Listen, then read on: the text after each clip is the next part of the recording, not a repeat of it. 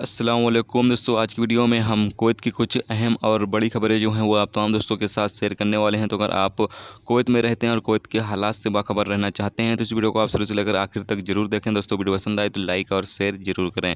सबसे पहले दोस्तों बात कर लेते हैं कि कुवैत में पिछले 24 घंटे के अंदर 885 नए कोरोना वायरस के केस जो हैं वो रिकॉर्ड पे आए हैं, जबकि टोटल 12,860 केस अब तक कुवैत में रिकॉर्ड किए जा चुके हैं। पिछले 24 घंटे के अंदर 8 नए लोगों की मौत भी हुई है, जबकि टोटल मरने वालों की जो तादाद है कुवैत में 96 हो चुकी है। अभी कुवैत में जो डेली की बुनियाद पर 7-8 आदमी की जो मौतें हैं वो हो रही हैं, जबकि पिछले 24 घंटे के अंदर 189 नए कोरोना वायरस के मरीज जो हैं वो रिकवर किए गए हैं, यानी कि ठीक हुए हैं, जबकि टोटल 3,640 मरीज अब तक कुवैत के अंदर ठीक हो चुके हैं। अब यहाँ पर बात कर लेते हैं कि जो कोरोना वायरस के मरीज रिकॉर्ड पे आए हैं वो किस मुल्क के ज़्यादा हैं। 109 यहाँ पर कुवैती शहरी हैं, जबकि 184 इंडियन शहरी हैं। उसके बाद 267 मिस्र के शहरी हैं, 115 बांग्लादेशी शहरी हैं, जबकि अलग अलग मुल्कों के दूसरे लोग यहाँ पर शामिल हैं। आपको बता चलें कि किस गवर्नमेंट में ज़्यादा कोरोना वायरस का जो केस है वो रिकॉर्ड पे आया है। फरवानिया गवर्नमेंट में 265 कोरोना वायरस के केस जो हैं वो रिकॉर्ड किए गए हैं, जबकि हावली में 251 कोरोना वायरस का केस जो है वो रिकॉर्ड किया गया है। अहमदी में 197 केस रिकॉर्ड किया गया है, जबकि जहरा में 97 केस रिकॉर्ड किया गया है। कैपिटल में 75 केस रिकॉर्ड किया गया है। जलेब अल सोएक में 73 केस रिकॉर्ड किया गया है, जबकि सालवा में 70 केस यहाँ पर रिकॉर्ड किया गया है। अब दोस्तों बढ़ते हैं अगली अपडेट की तरफ।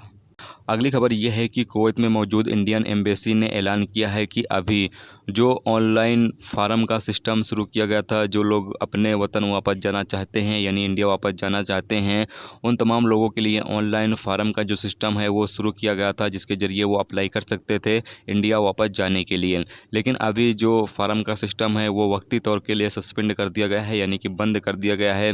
और जब जो एप्लीकेशन अभी जमा हो चुकी हैं उन तमाम लोगों का काम जो है वो पूरा कर लिया जाएगा। उसके बाद दोबारा जो फार्म का सिस्टम है वो ओपन किया जाएगा, ताकि दोबारा जो लोग वापस जाना चाहते हैं इंडिया वो लोग अप्लाई कर सकें। तो अभी जिन लोगों का एप्लीकेशन जमा हो चुका है, जिन लोगों ने अप्लाई किया हुआ है, वो तमाम लोग इंतज़ार करें। और यहाँ पर नंबर भी दिया गया है, अगर आपको कोई राय या कोई चीज़ पूछताछ करनी है तो यहाँ पर इंडियन एम्बेसी का जो नंबर है वो दिया गया है, आप फ़ोन कर बातचीत कर सकते हैं, तहकीकात भी कर सकते हैं।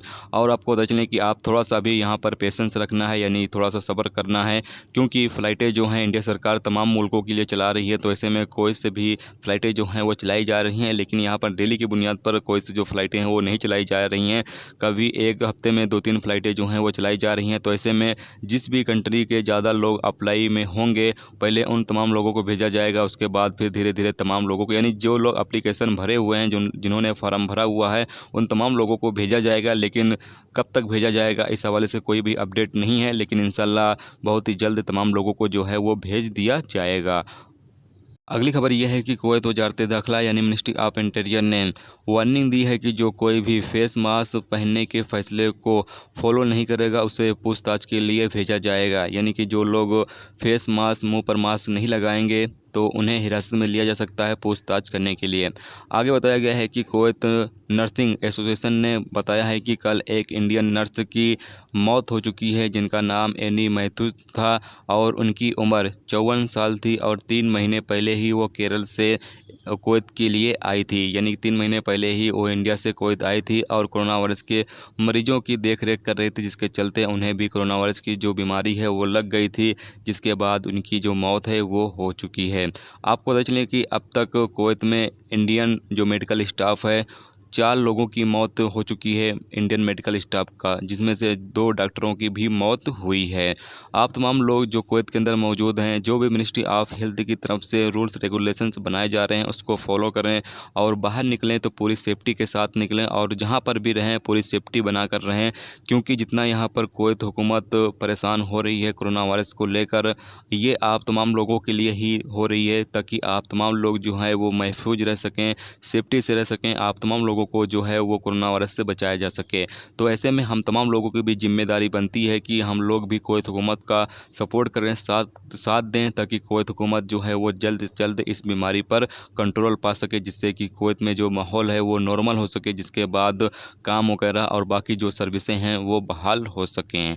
तो ये थी दोस्तों कुवैत की 3 बड़ी और अहम खबरें जो आप तमाम दोस्तों के साथ शेयर की गई। तो उम्मीद करता हूँ दोस्तों ये वीडियो आपको पसंद आई होगी।